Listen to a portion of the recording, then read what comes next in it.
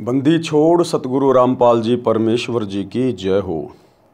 परमपिता परमात्मा सारी सृष्टि के रचनहार, कुल मालिक, असंख्य ब्रह्मांडों के स्वामी, जगत गुरु, तीनों लोकों में प्रवेश करके सबका भरण पोषण करने वाले राजाधीराज, आत्माधार, नाथों के नाथ, देवों के देव, महादेव, सर्वेश्वर, महेश्वर, मृत्युंजय, अजरो अमर, आदि अनादि सनातनी प्रभु, जगत पिता जगदीश्वर, श्री श्री 1008 की उपाधि के वास्तविक अधिकारी, अकाल मूरत, शब्द स्वरूपी राम वासुदेव, सर्वगतम ब्रह्म, परम पूज्य, प्रथम पूज्य, परम संत, परम पुरुष, परम धनी, परम दयालु, सत्य कबीर, हक्का कबीर, अल्लाहु कबीर, अल्लाहु अकबर, बाखबर, अल्लाह ताला, जगत के तारणहार, जगत के मुक्तिदाता, जगत के जगन्नाथ, हारे के सहारे, हिंदुओं के राम, मुसलमानों के अल्लाह, सिखों के वाहेगुरु, ईसाइयों के मसीह, दया के सागर दयानिधि, करुणा के सागर करुणानिधि, स्वयंभू परिभू, संकट मोचन, कष्ट हरण, मंगल करण, दुख भंजन, अविगत कबीर, निर्विकार निर्विषम परमात्मा, अलय अलेख सतगुरु, आदि अनादि सतगुरु, असली मर्यादा पुरुषोत्तम, असली राम, असली कृष्ण, असली घनश्याम, असली मुरारी,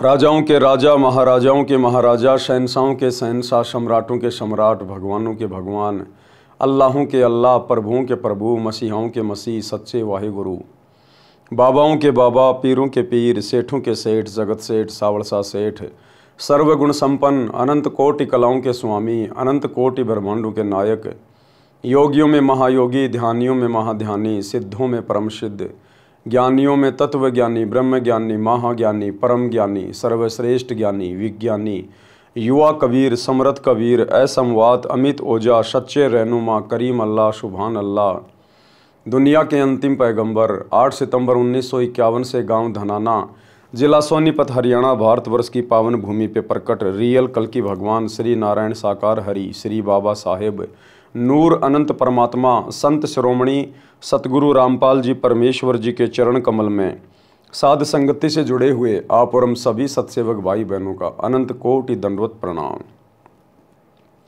सत्साई भाई और बहनों, दया परम पिता परमेश्वर जी की, सारी सृष्टि के रचयिता की, सतगुरु रामपाल जी भगवान की, जिनके शुभ आशीर्वाद से, विशेष आशीर्वाद से, उन्हीं के कर कमल से लिखित पवित्र पुस्तक जीने की राह के ऊपर वीडियो बनाने की श्रृंखला जारी है। इसी श्रृंखला में आज हमारा ये 20वें नंबर का वीडियो है।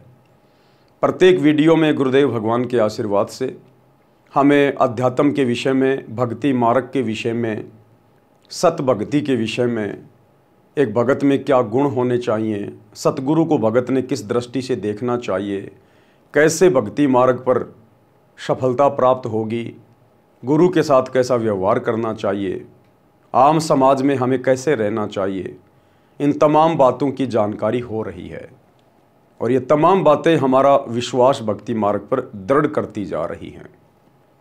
तो आज की वीडियो में हमें गुरुदेव भगवान समझा रहे हैं कि जो काल का जीव होता है, जो काल प्रेरित आत्मा होती है, जिसके संस्कार बिगड़े हुए होते हैं, वो आत्मा सतगुरु के ज्ञान को स्वीकार नहीं करती है। किसी के कहने से, सुनने से अगर नाम दीक्षा भी ले लेगा तो वो सतगुरु के वचन निभा नहीं पाएगा। तो चलिए आगे बढ़ते हैं गुरुदेव के कर कमल से लिखित पवित्र पुस्तक जीने की राह, वीडियो नंबर 20, पेज नंबर 152। काल का जीव सतगुरु का ज्ञान नहीं मानता। कोयल काग का उदाहरण। ये बात समझाने के लिए गुरुदेव भगवान हमें कोयल और कव्वे का उदाहरण दे रहे हैं। कोयल पक्षी कभी अपना अलग से घोंसला बनाकर अंडे पैदा नहीं करती। कारण ये है कि कोयल के अंडों को कौवे खा जाते हैं। इसलिए कोयल को ऐसी नीति याद आई कि जिससे उसके अंडों को हानि न हो सके। ये कोयल है परमात्मा कबीर जी, सतगुरु रामपाल जी, और ये कौवा है काल, 21 ब्रह्मांड का स्वामी। परमात्मा अपने सत भक्तों की अलग से पहचान नहीं होने देता। इसी 21 ब्रह्मांड में उन्हीं परिवारों में परमेश्वर अपनी आत्माओं को जन्म दे देता है, किसी का बेटा बेटी बना के, जो काल के परिवार हैं, जो काल के अधीन है। उसी परिवार में परमात्मा भी अपनी हंस आत्माएं उनके बेटा बेटी के रूप में भेज देते हैं। इसलिए कोयल को ऐसी नीति याद आई जिससे उसके अंडों को हानि न हो सके। कोयल जब अंडे उत्पन्न करती है तो वह ध्यान रखती है कि कहाँ पर कौवी यानी फीमेल क्रो ने अपने घोंसले में अंडे उत्पन्न कर रखे हैं। जिस समय कौवी पक्षी भोजन के लिए दूर चली जाती है, यानी जो मादा जो कौवा होता है, जब वो भोजन के लिए अंडे उत्पन्न करके दूर चली जाती है तो पीछे से कोयल उस कौवी के घोंसले में अंडे पैदा कर देती है। यानी सतगुरु रामपाल जी भगवान, ये कबीर परमात्मा इस काल के साथ आंख मिचोली खेलते हुए अपनी हंस आत्माओं को भी उन्हीं परिवारों में बेटा बेटी के रूप में पैदा कर देते हैं और दूर पेड़ पर बैठ जाती है या आसपास रहेगी।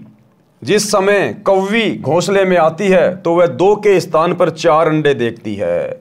वो कोयल क्या करेगी, उस मादा कौवी के घोंसले में अपने अंडे उत्पन्न करके वही आसपास रहती है या दूर पेड़ पे बैठ के उनको देखती रहती है। इसी प्रकार नाम उपदेश से पहले परमात्मा अपनी आत्माओं के साथ ही रहते हैं। परमेश्वर कबीर जी, सतगुरु रामपाल जी भगवान जी, जिन अपनी अच्छी हंस आत्माओं को, जिनको आगे चलकर अपनी शरण में लेना होता है, इसी काल के परिवार में परमात्मा उनको भेज देते हैं। और उस परिवार में जब वो हंस आत्मा उत्पन्न हो जाती है किसी के बेटा बेटी के रूप में, तो परमात्मा शुरू से ही उसके साथ रहते हैं। गुरुदेव भगवान बचपन से ही उस अपनी प्यारी आत्मा के साथ में रहते हैं, उसे हर प्रकार की आपदाओं से, संकट से, बीमारियों से, परेशानियों से बचाते रहते हैं। तो वो कोयल उस कौवी के घोंसले में अंडे पैदा करके आसपास रहती है और ध्यान रखती है। जिस समय कौवी घोंसले में आती है तो वह 2 के स्थान पर 4 अंडे देखती है। वह नहीं पहचान पाती कि तेरे अंडे कौन से हैं, अन्य के कौन से हैं, इसलिए वह चारों अंडों को पोषण करके बच्चे निकाल देती है। कोयल भी आसपास रहती है। अब कोयल भी अपने बच्चों को नहीं पहचानती है। ये तो एक सांसारिक उदाहरण है भाई और बहनों, कौवे और इसका कोयल का। बाकी सतगुरु रामपाल जी परमेश्वर तो अंतर्यामी है, जानी जान है। ये परमेश्वर तो सब कुछ जानते हैं, सब कुछ पहचानते हैं कि इनमें मेरे बच्चे कौन से हैं, मेरी शरण में कौन आएगा। अब कोयल भी अपने बच्चों को नहीं पहचानती है, क्योंकि सब बच्चों का एक जैसा रंग, काला रंग होता है। जिस समय बच्चे उड़ने लगते हैं तब कोयल निकट के अन्य पेड़ पर बैठकर कुहू कुहू की आवाज लगाती है। फिर ये कबीर भगवान सतगुरु रामपाल जी संत रूप में आकर और अपने सत्संग की आवाज़ लगाना शुरू करते हैं। टीवी के माध्यम से, ज्ञान गंगा पुस्तक के माध्यम से, या अन्य ऑडियो वीडियो के माध्यम से, या किसी अन्य भगत भाई बहन के माध्यम से परमात्मा फिर उस आत्मा तक अपनी जानकारी पहुंचाते हैं, अपनी आवाज़ वहाँ तक भेजते हैं। तब कोयल निकट के अन्य वृक्ष पर बैठकर कुहू कुहू की आवाज़ लगाती है। कोयल की बोली कोयल के बच्चों को प्रभावित करती है। कौवे वाले मस्त रहते हैं। यानी एक परिवार में मान लीजिए 5 मेंबर हैं, और जब सतगुरु रामपाल जी के सत्संग सुनने की बात आती है, उनकी पुस्तक पढ़ने की बात आती है, तो उनमें से 2 बड़ी आसानी से सतगुरु के ज्ञान को समझ जाते हैं, पहचान जाते हैं, और बाकी मेंबर नहीं मानते, बार बार कहने पर भी नहीं मानते। तो जो नहीं मान रहे हैं वो तो हैं कौवे के बच्चे, यानी वो काल प्रेरित आत्मा है। और जो तुरंत सत्संग सुनकर या कोई पुस्तक पढ़कर अंदर से जागृत हो जाते हैं कि भैया सत्संग लेना बहुत ज़रूरी है, नहीं तो बात बिगड़ जाएगी, तुरंत वो नाम दीक्षा के लिए दौड़ पड़ते हैं। तो वो हैं कोयल के बच्चे, कबीर भगवान के बच्चे, सतगुरु रामपाल जी की आत्मा। कोयल की बोली कोयल के बच्चों को प्रभावित करती है। कौवे वाले मस्त रहते हैं। कोयल की आवाज़ सुनकर कोयल के बच्चे उड़कर कोयल की ओर चल पड़ते हैं। कोयल कुहू कुहू करती हुई दूर निकल जाती है। साथ ही कोयल के बच्चे भी आवाज़ से प्रभावित हुए कोयल के पीछे पीछे दूर चले जाते हैं। कौवी विचार करती है कि ये तो गए सो गए, जो घोंसले में हैं उनको संभालती हूँ कि कहीं कोई पक्षी हानि ना कर दे। ये विचार करके कौवी लौट आती है। इस प्रकार कोयल के बच्चे अपने कुल परिवार में मिल जाते हैं। जब वो मादा कौवी देखती है कि ये बच्चे तो गए सो गए, वो पीछे जो घोंसले में मेरे और बच्चे हैं कहीं उनको कोई पक्षी हानि ना कर दे, वो फिर वापस आ जाती है, कोयल के बच्चों का पीछा छोड़ देती है।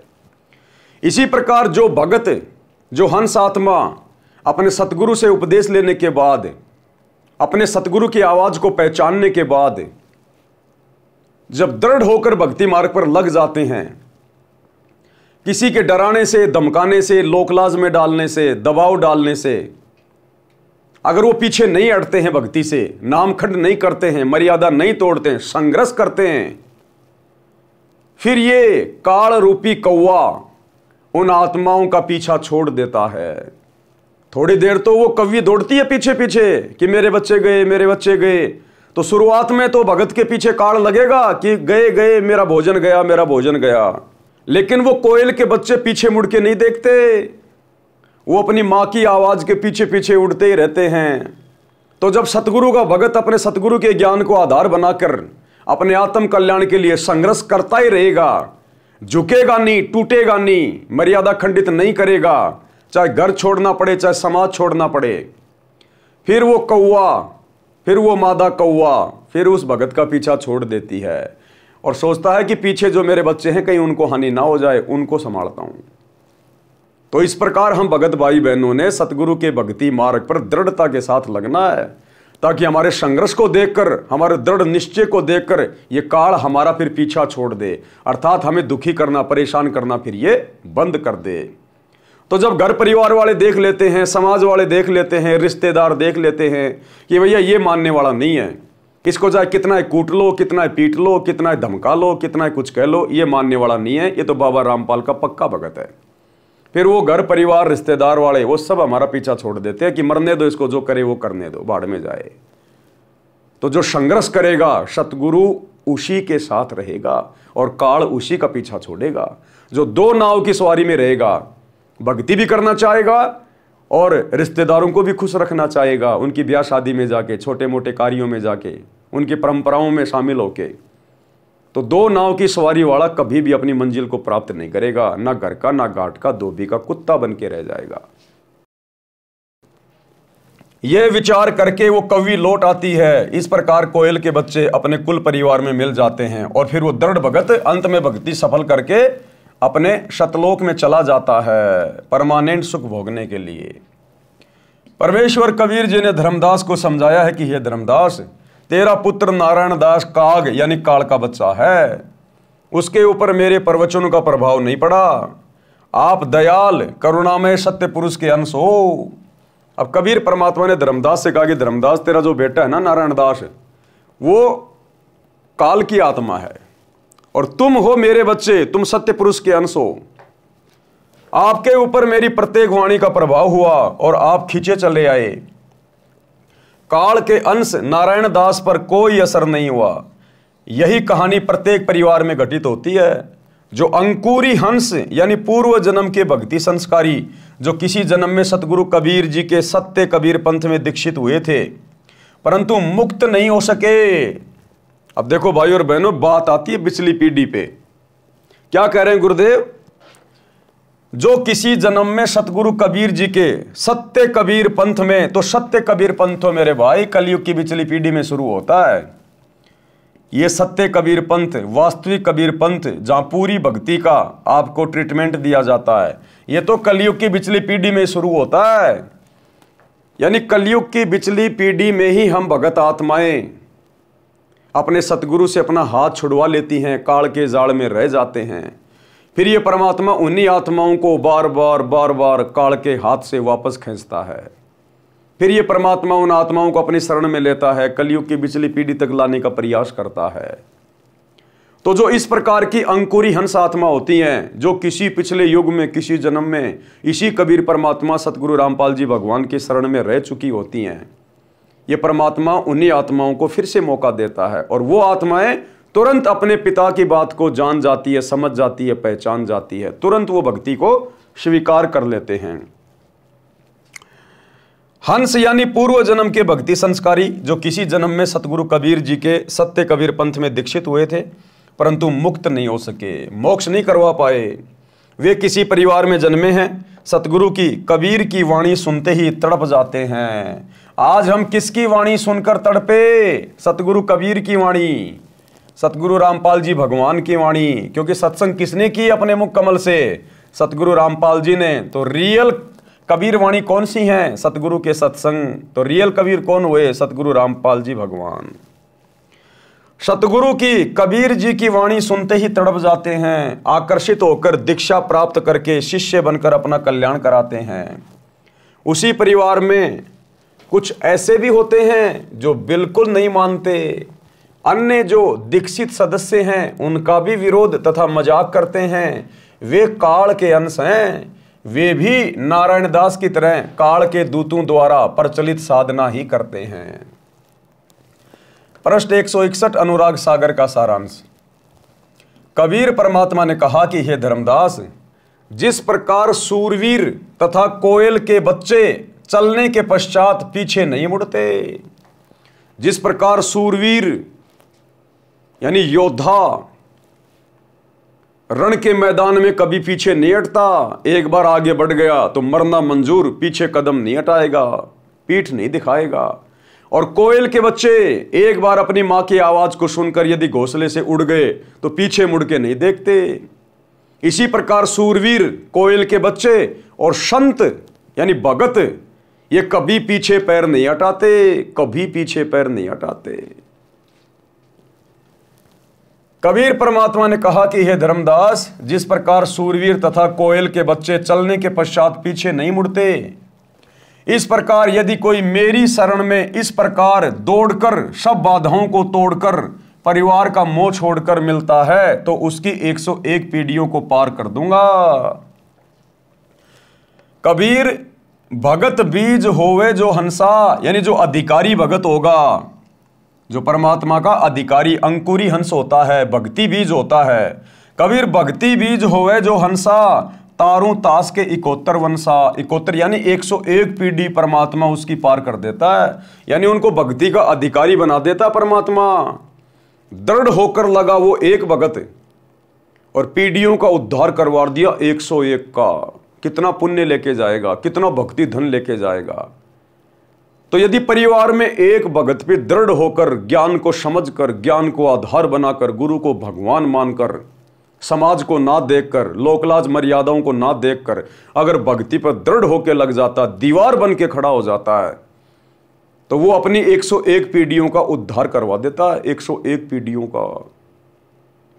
और अगर परिवार का कोई सदस्य जो मुखिया है, जिसने उपदेश ले लिया, और यदि वो कमजोर पड़ जाता है, भक्ति पे दृढ़ नहीं रहता, मर्यादा तोड़ देता है, बार बार नाम खंड करके बैठ जाता है, तो वो अपनी आने वाली पीढ़ियों को भी काल के मुख में भेज देता है, काल का भोजन बना देता वो। तो परमेश्वर ने वर्तमान में आप और हम सभी भगत भाई बहनों को मुख्य तौर पे चुना है। मुख्य तौर पे हम परमेश्वर की भक्ति रूपी फसल के बीज हैं, बीज। तो भाई और बहनों, हमने दृढ़ रहना, क्योंकि हमारे पीछे हमारी 101 पीढ़ियों का भविष्य जुड़ा हुआ है। कबीर भक्ति बीज होवे जो हंसा, तारू तास के 71 वंशा। कबीर कोयल सुत जैसे सूरा होई, ये विधि धाय मिले मोहे कोई। निज घर की सुरती करे जो हंसा, तारू तास के 71 वंशा। हंस यानी भगत के लक्षण। अब भक्ति मार्ग पर आने के बाद में भगत के अंदर क्या क्या लक्षण होने चाहिए, तब कहीं जाकर उसकी भक्ति सफलता की ओर आगे बढ़ेगी। अगर सतगुरु से उपदेश भी ले लिया, भगत भी कहला रहा है और वो ही जगत भाव में चल रहा है, कोई परिवर्तन विशेष उसके अंदर नहीं आया है, तो वो खुद भी अपना सत्यानाश कर रहा है और अपने गुरु के मिशन को भी नरक में लेके जा रहा है। काग जैसी गंदी वृत्ति को त्याग देता है। जो हंस होता है, जो सच्चा भगत होता है, वो काग जैसी गंदी वृत्ति को त्याग देता है। काग क्या करता है? काग गंदी वस्तुएं खाता है, टट्टी खाता है, गोबर खाता है, कीड़े मकोड़े खाता है, मांस खाता है। तो जो गंदी वृत्ति का व्यक्ति होता है वो सच्चा भगत नहीं बन सकता, नेक भगत नहीं बन सकता। वो गंदा भगत नाम लेने के बाद भी राजनीति भी करेगा, समाज से यारी दोस्ती भी निभाएगा, किसी के आरक्षण में जाके बैठ जाएगा बिरानी आग में, गुंडों की सीबीआई जांच भी करवा देगा, जाटों की धर्मशाला भी बनवा देगा, हैं, दनाना गांव के लिए स्टेडियम भी बनवा देगा, आश्रमों में हॉस्पिटल भी खुलवा देगा, दुनिया भर की ड्रामेबाजी भी करेगा, राजनेताओं की रैली में भी धक्का खाता फिरेगा और अपने आप को भगत भी कहलाएगा।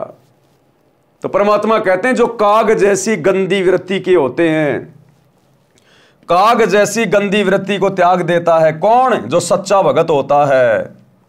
तो वह हंस यानी भगत बनता है। काग निज स्वार्थ पूर्ति के लिए दूसरों का अहित करता है। किसी पशु के शरीर पर घाव हो जाता है तो कौवा उस घाव से नोच नोच कर मांस खाता है। पशुओं की आंखों से आंसू ढलकते रहते हैं, कौवे की बोली भी अप्रिय होती है। हंस यानी भगत को चाहिए कि अपनी कौवे वाला स्वभाव त्यागे।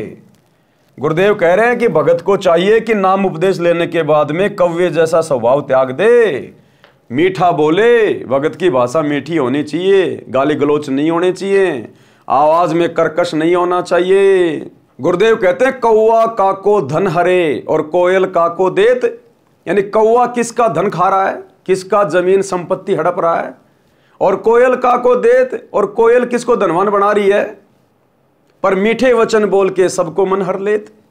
कौवा काको धन हरे और कोयल काको देत, पर मीठे वचन बोल के सबको मन हर लेत। इसी प्रकार भगत ने मृदुभाषी होना चाहिए। भगत ने किसी के साथ में ठगी नहीं करनी चाहिए, धोखाधड़ी नहीं करनी चाहिए, रिश्वत वगैरह नहीं लेनी चाहिए, किसी की आत्मा नहीं दुखानी चाहिए, चोरी जारी नहीं करनी चाहिए। भगत ने राजनीति नहीं करनी चाहिए, सबके साथ मित्र भाव में रहे, समभाव में रहे। ये लक्षण बताए गुरुदेव भगवान ने। भगत ने फिर उस कव्य वाली वृत्ति को जो नाम दीक्षा लेने से पहले थी उसको छोड़ देनी चाहिए। कोए की बोली भी अप्रिय होती है। हंस यानी भगत को चाहिए कि अपनी कौवे वाला स्वभाव त्यागे, निज स्वार्थवश किसी को कष्ट ना दे, कोयल की तरह मृदु भाषा बोले। ये लक्षण भगत के होते हैं। ज्ञानी यानी सत्संगी के लक्षण हैं। अब सत्संगी भगत के और क्या लक्षण बताए गुरुदेव भगवान ने। सतगुरु का ज्ञान तथा दीक्षा प्राप्त करके यदि शिष्य जगत भाव में चलता है वह मूर्ख है। सतगुरु से दीक्षा लेने के बाद भी भगत अगर जगत भाव में चल रहा है, सांसारिक भाव में चल रहा है, तो गुरुदेव कहते हैं मूर्ख है, मूर्ख। अब सतगुरु से दीक्षा लेने के बाद, इतना ज्ञान लेने के बाद अपने स्वार्थ के लिए गांव वालों के लिए स्टेडियम बना दिया, गांव वालों को खुश करने के लिए बैडमिंटन का स्टेडियम, ताकि धनाना गांव वाले धनाना आश्रम में कोई रोक टोक पैदा ना करें। तो निज स्वार्थ के लिए जगत भाव में चल रहा है गुरु जी का परिवार। ये कोऑर्डिनेटर हरियाणा के जाट आरक्षण में जाकर संगत को बैठा दिया, खुद भी जाके बैठ गए, महीने महीने तक ड्रामा करते रहे जाटों के धरनों पर, और करोड़ों रुपया चंदे के रूप में दे दिए। इसको कहते जगत भाव में चलना। भगतों ने आरक्षण चाहिए क्या इस गंदे लोक में? इस गंदे लोक में यदि किसी भगत को आरक्षण चाहिए तो वो गधा बनेगा, गधा। सतलोक नहीं जा सकता। राजस्थान के मृतक गैंगस्टर जो पुलिस एनकाउंटर में मारा जा चुका है, उसकी सीबीआई जांच का समर्थन राजपूत करणी सेना के लोग कर रहे थे, उसके समाज के लोग। जबरदस्ती सतगुरु रामपाल जी के भक्तों को सतगुरु रामपाल जी के काल प्रेरित परिवार ने जलती हुई आग में बैठा दिया। ये होता है जगत भाव में चलना। बेवजह गोहाना जाट धर्मशाला का 5वां फ्लोर गुरुदेव के दोनों लड़कों ने बनवाने का ठेका ले लिया 1 करोड़ रुपए की लागत से। संगत का ज्योति पाठ का पैसा कुएं में डाल दिया, आग में झोंक दिया। इसको कहते हैं जगत भाव में चलना।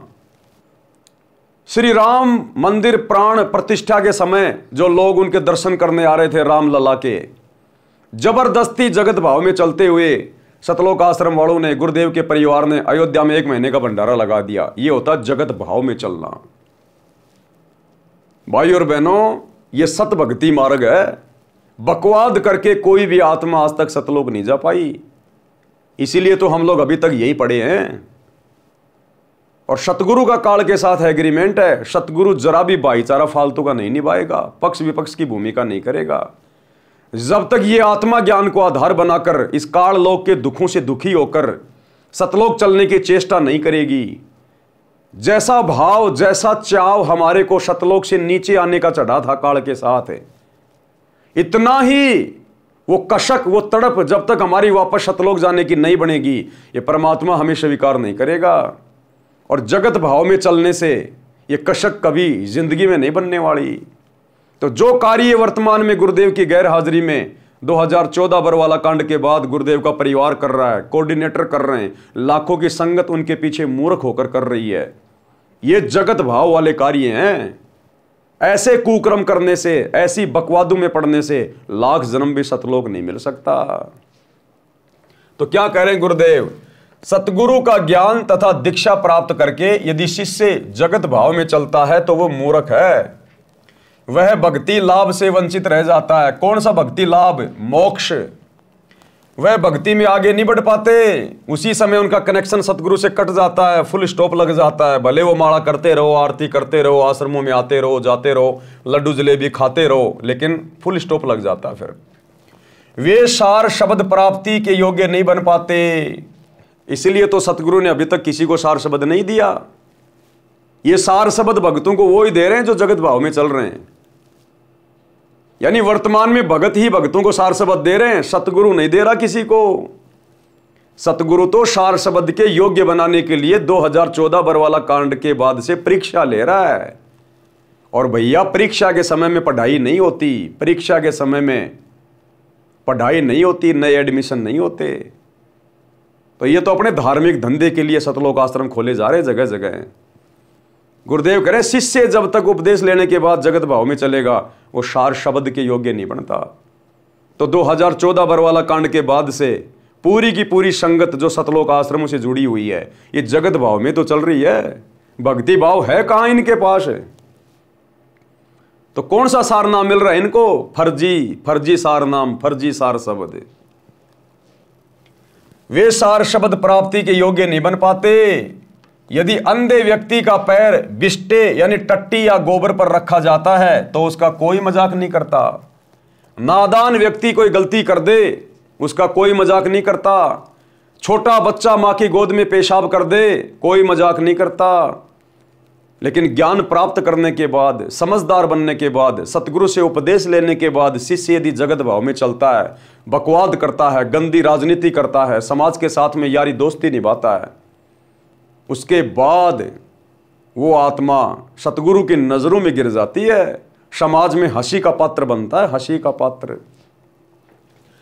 यदि अंधे व्यक्ति का पैर बिस्टे यानी टट्टी या गोबर पर रखा जाता है तो उसका कोई मजाक नहीं करता, कोई उसकी हंसी नहीं करता। यदि आंखों वाला यानी भगत कुठोर गलत स्थान पर जाता है, पर नारी गमन, चोरी करना, मर्यादा तोड़ना, अब मर्यादा तोड़ने में सारे काम आ गए। अयोध्या में जाके भंडारा करना, जाटों का आरक्षण, गुंडों की सीबीआई जांच, जाटों की धर्मशाला, धनाना में हॉस्पिटल बनाना, स्टेडियम बनाना, ये दुनिया भर के पाखंड करना, ये सब मर्यादा तोड़ने के अंतर्गत आते हैं।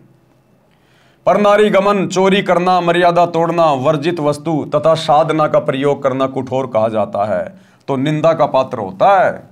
आने वाले समय में भक्ति इतिहास में गुरुदेव के बेटा बेटी, भाई बंधु, रिश्तेदार, ये कोऑर्डिनेटर, ये सब निंदा के पात्र बनेंगे, निंदा के पात्र। क्योंकि आने वाले समय में पूरी पृथ्वी पर इसी परमेश्वर का ज्ञान और इसी की मर्यादा होंगी। उस समय ये जो यादगार इन्होंने जो बनवा दिए हैं गुरुदेव की गैर हाजिरी में जगत भाव में चलते हुए, ये धनाना में स्टेडियम बना दिया, यादगार बना दी कि आने वाला भगत समाज हमारे को कुठोर दृष्टि से देखे कि रे गधो, सतगुरु के परिवार में जन्म लेने के बाद भी तुम सतगुरु के मोटे मोटे नियम भी नहीं समझ पाए। सतगुरु ने तो प्रथम नाम दीक्षा के समय बता दिया कि भक्तों ने ताश भी नहीं खेलनी, कोई गेम नहीं खेलना, सहयोग नहीं करना, और तुमने ये 1 करोड़ रुपए का स्टेडियम बनवा दिया धनाना वालों के लिए, तो वो निंदा के पात्र बनेंगे।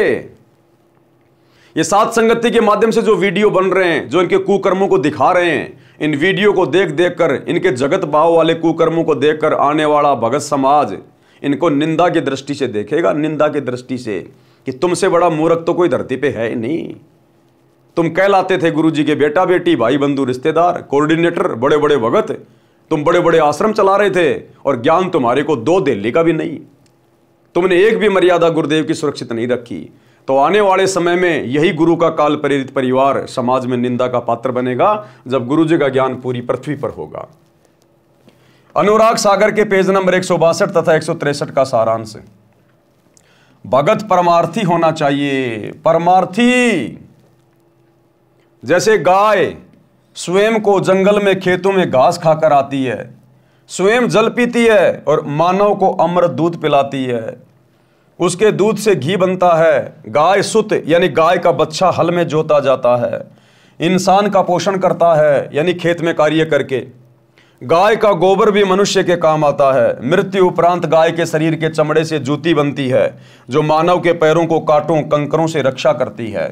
मानव जन्म प्राप्त प्राणी परमार्थ ना करके भक्ति से वंचित रहकर पाप करने में अनमोल जीवन नष्ट कर जाता है। मांसाहारी नर राक्षस की तरह गाय को मारकर उसके मांस को खा जाता है, वह महापाप का भागी बनता है। इस संबंध की परमेश्वर कबीर जी की निमन वाणी पढ़ें। परमार्थी गऊ का दृष्टांत यानी उदाहरण है। गऊ को जानू परमार्थ खानी, गऊ चाल गुण परखूं ज्ञानी। उस गाय की तरह भगत ने अपने आप को भक्ति मार्ग पर रखना चाहिए, परमार्थी भाव में।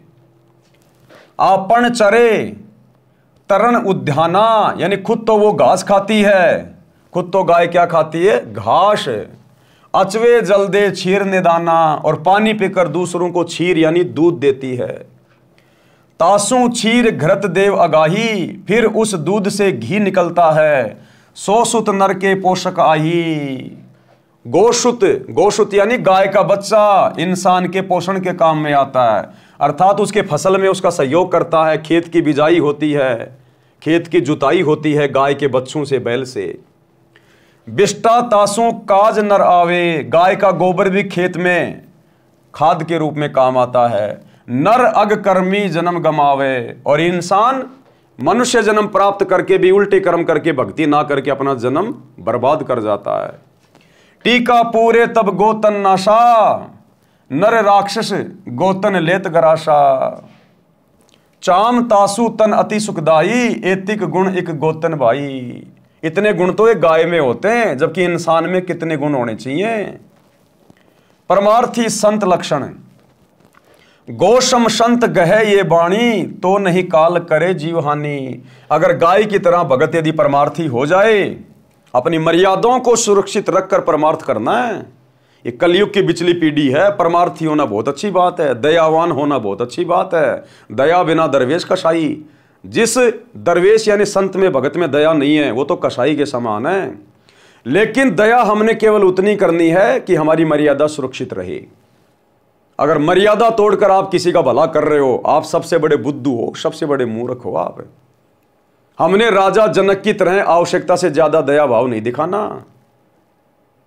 राजा जनक दयालु था, अपने आधे पुण्य उन 12 करोड़ आत्माओं के निमित्त कर दिए धर्मराज को, जो नरक में कष्ट भोग रही थी। काल ने ठग लिया, उसको पुण्यहीन कर दिया। तो हम भक्तों ने यह गलती नहीं करनी बिल्कुल भी। जैसे बाजीद ने उस बुढ़िया को अपनी सारी कमाई दे दी उस कुतिया को रोटी खिलाने के लिए, हमने ये गलती नहीं करनी। अगर हमारी भक्ति पे आंच आएगी तो चाहे दुनिया जल के मरो, हमने देखना भी नहीं है। और बाकी हमारी मर्यादाओं में रहते हुए यदि हम किसी का भला कर सकते हैं, किसी की मदद कर सकते हैं तो कीजिए, उसमें कोई दिक्कत नहीं। वो आपके ऊपर निर्भर करता है करना या नहीं करना है। परंतु मर्यादा तोड़कर किसी का भला किया, किसी के ऊपर दया दिखाई, तो फिर सबसे बड़े हम मूर्ख समझे जाएंगे, सबसे बड़े मूर्ख। नरतन लही असबुद्धि होई, सतगुरु मिले अमर है सोई। सुन धर्मनी परमारथ बाणी, परमारथ ते होय न हानि। पद परमारथ संत अधारा, गुरु सम लेई सो उतरे पारा। सत्य शब्द को परिचय पावे, परमारथ पद लोक सिंधावे। सेवा करे बिसारे आपा, यानी सेवा करे, और आपा यानी घमंड, घमंड को त्याग दे। आपा थाप अधिक संतापा, अगर खुद के ऊपर लेगा कि मैंने ये परमार्थ कर दिया, मैंने ये भलाई का काम कर दिया, मैंने इतनी सेवा कर दी, कहते हैं फिर उसके ऊपर संकट आएगा, दुख आएगा। ये नर अश्चातुर बुद्धि माना, गुण शुभ कर्म कहे हम ठाना। ऊंचा कर्म अपने सिर लीन्या, अवगुण कर्म पर सिर दीन्या। यानी जो मुख्य मुख्य सेवा है, मुख्य मुख्य जो महिमा है, वो तो अपने ऊपर ले ली, और जो नीचे कर्म है, जो अवगुण है, वो दूसरे के सिर पे रख दिए, तो कहते हैं वो भी भगत नहीं है। तात होए शुभ कर्म विनाशा, धर्मदास पद गहो विश्वासा। आशा एक नाम की राखै, निज शुभ कर्म प्रगट नहीं बाखै। गुरुपद रहे सदा लो लीना, जैसे जल ही न विसरत मीना। गुरु के शब्द सदा लो लावे, सत्य नाम निस दिन गुण गावे। जैसे जल ही न बिसरे मीना, ऐसे शब्द गहे परवीना। पुरुष नाम को अस पर भाऊ, हंसा भौरी ने जग में आऊं। निश्चय जाए पुरुष के पासा, कूरम कला परखूं धर्मदासा। अब गुरुदेव इनका सरलार्थ कर रहे हैं कि भगत ने किस प्रकार से परमार्थी होना है। परमेश्वर कबीर जी ने धर्मदास जी के माध्यम से मानव मात्र को संदेश व निर्देश दिया है। कहा है कि मानव को गाय की तरह परमार्थी होना चाहिए। जिनको सतगुरु मिल गया है वे तो अमर हो जाएंगे, घोर पापों से बच जाएंगे। सेवा करे तो अपनी महिमा की आशा ना करे कि मैंने इतनी पुस्तक बांट दी, मैंने इतने भक्तों को नाम दिला दिया। ये बिल्कुल अपने ऊपर ना ले भगत। सेवा करे तो सेवा भाव से करे, मान बढ़ाई की इच्छा ना रखे, इज्जत प्राप्ति की इच्छा ना रखे। सेवा करे तो अपनी महिमा की आशा ना करे। यदि अपने आप को मान बढ़ाई के लिए अपने आप को महिमावान मान लेगा तो उसको अधिक कष्ट होगा, शुभ कर्म नष्ट हो जाएंगे। उपदेशी केवल एक नाम की आशा रखे, केवल अपने गुरुदेव भगवान की आशा, केवल इनके सत भक्ति मंत्रों की आशा, दुनिया के आगे हाथ न फैलाए और किसी देव महादेव से मोक्ष की या धन प्राप्ति की कोई भी भौतिक इच्छा की डिमांड ना करे। केवल अपने गुरुदेव से आशा रखे, उनकी भक्ति पे लगे रहे, नाम का सुमरण करता रहे। उपदेशी केवल एक नाम की आशा रखे, मान बढ़ाई की चाहत हृदय से त्याग दे, अपने शुभ कर्म दान या अन्य सेवा किसी के सामने ना बताए कि मैंने इतना दान कर दिया, मैंने इतनी सेवा कर दी। हाँ, वैसे यदि बताना है, किसी कारणवश यदि बताना पड़ जाए तो हम बता सकते हैं, लेकिन मान बढ़ाई की चाहत में नहीं कि मैंने इतने पाठ करा दिए, मैंने इतना रुपया दान कर दिया। मान बढ़ाई के हिसाब से नहीं, दूसरों में इज्जत प्राप्ति के लिए नहीं। वैसे यदि कोई कारण हो जाए, बताना पड़ जाए तो आदि नौकर कि भाई दास की तो क्या औकात है। परमात्मा ने दास के ऊपर दया बख्शी, मालिक ने 2 पैसे का इंतजाम करवाया, मालिक ने दास को प्रेरणा की और परमात्मा ने अपने आत्म कल्याण के लिए परमात्मा के चरणों में समर्पित कर दिए। भाई इस हिसाब से अहंकार में आके नहीं कि मैं महीने में 2 पाठ करवाता हूं, तू करवा के दिखाना, वो मारा जाएगा। फिर मान बढ़ाई की चाहत हृदय से त्याग दे, अपने शुभ कर्म दान या अन्य सेवा किसी के सामने ना बताए। गुरु जी के पद यानी गुरु की शरण में ऐसे रहे जैसे जल में मछली रहती है। मछली एक पल भी पानी के बिना नहीं रह सकती, तुरंत मर जाती है। ऐसे गुरु की शरण को महत्व देवे। किसकी शरण को? गुरु की शरण को। गुरु जी द्वारा दिए शब्द यानी जाप मंत्र, सतगुरु शब्द जो सतनाम है यानी वास्तविक भक्ति मंत्र में सदा लीन रहे, जो पुरुष परमात्मा का भक्ति मंत्र है, उसका ऐसा प्रभाव है, उसमें इतनी शक्ति है कि साधक पुनः संसार में जन्म मरण के चक्कर में नहीं आता। वह वहां चला जाता है जो सनातन परम धाम, जहां परम शांति है, जहां जाने के पश्चात भगत कभी लौटकर इस गंदे लोक में नहीं आता। यही प्रमाण श्रीमद् भगवत गीता अध्याय 18 श्लोक 62 में है। गीता ज्ञानदाता ने कहा कि हे अर्जुन, तू सर्व भाव से उस परमेश्वर की शरण में जा, उस परमेश्वर की कृपा से ही तू परम शांति को तथा सनातन परम धाम शाश्वतम स्थानम को प्राप्त होगा। अब वो परमेश्वर कौन है जिसकी शरण में जाएं? अब वो परमेश्वर कौन है भैया जिसकी शरण में जाएं और सर्व भाव से भक्ति करें? वो परमेश्वर है सतगुरु रामपाल जी। वो परमेश्वर है ये कबीर भगवान सतगुरु रामपाल जी, जो सतगुरु रूप में तत्वदर्शी संत के रूप में धरती पे प्रकट हैं। ये है वो परमेश्वर जिसकी शरण में जाने के लिए गीता अध्याय 18 श्लोक 62 में कहा गया है कि हे अर्जुन, तू सर्व भाव से उस परमेश्वर की शरण में जा, उस परमेश्वर की कृपा से ही तू परम शांति को तथा सनातन परम धाम शाश्वत स्थानम को प्राप्त होगा। अध्याय 18 श्लोक 62। गीता अध्याय 15 श्लोक 4 में गीता ज्ञानदाता ने कहा है कि तत्व ज्ञान प्राप्ति के पश्चात परमेश्वर के उस परम पद की खोज करनी चाहिए जहां जाने के पश्चात भगत लौटकर कभी संसार में नहीं आता। जिस परमेश्वर ने संसार रूपी वृक्ष की रचना की है उसी की भक्ति करो। किसकी भक्ति करो? जिसने संसार रूपी पेड़ की रचना की है उसी की भक्ति करो। तो भक्ति तो वर्तमान में भैया हम सतगुरु रामपाल जी की कर रहे हैं, तो संसार रूपी वृक्ष की रचना किसने की, यानी सृष्टि की रचना किसने की? सतगुरु रामपाल जी ने, क्योंकि उसी की भक्ति करने का निर्देश है ना। तो भक्ति वर्तमान में हम किसकी कर रहे हैं? गुरुदेव भगवान की। तो कौन हुए संसार रूपी पेड़ के रचनहार? सतगुरु रामपाल जी। जिस परमेश्वर ने संसार रूपी वृक्ष की रचना की है उसी की भक्ति करो। अध्याय 15 श्लोक 4। तो आप और हमारा सौभाग्य, हमें उस परमेश्वर की भक्ति उनकी शरण मिल चुकी है। गीता ज्ञानदाता ने अपनी नाशवान अर्थात जन्म मरण की स्थिति गीता अध्याय 2 श्लोक 12, अध्याय 4 श्लोक 5 व 9 में तथा अध्याय 10 श्लोक 2 में स्पष्ट ही कर रखी है कि अर्जुन, तेरे और मेरे बहुत जन्म हो चुके हैं, तू नहीं जानता, मैं जानता हूं।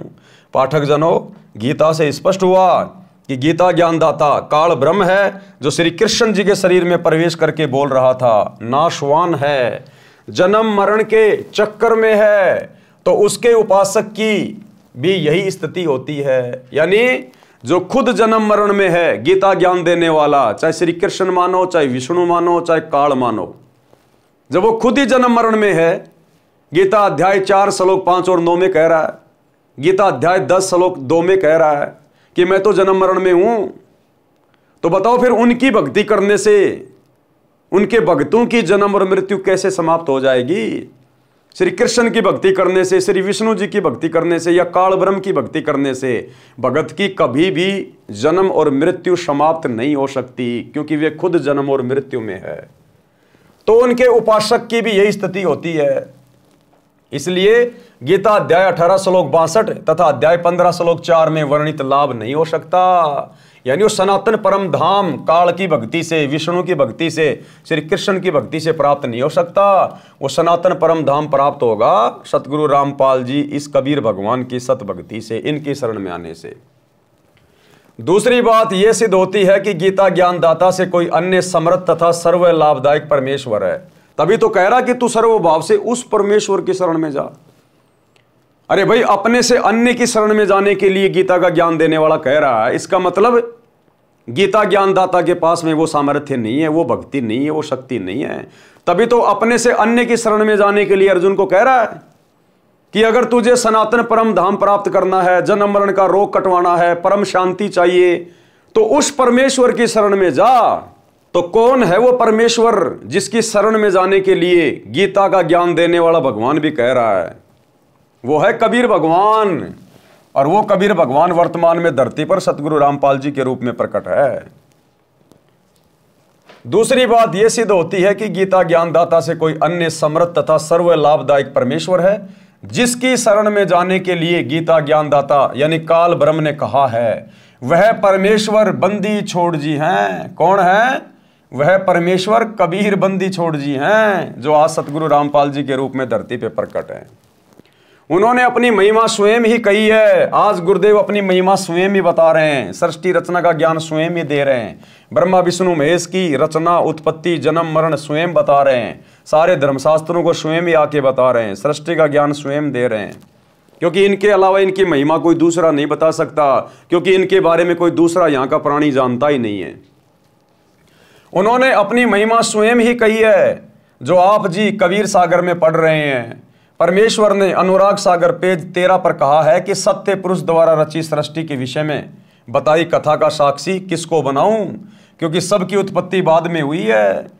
यानी सबसे पहले यही कबीर परमात्मा सतगुरु रामपाल जी भगवान प्रकट हुए, स्वयंभू परमात्मा। उसके बाद इन्होंने सारी सृष्टि उत्पन्न की है। तो इनकी कहानी भला कौन जान सकता है, क्योंकि सब तो इनके बाद में उत्पन्न हुए, इन्हीं के द्वारा।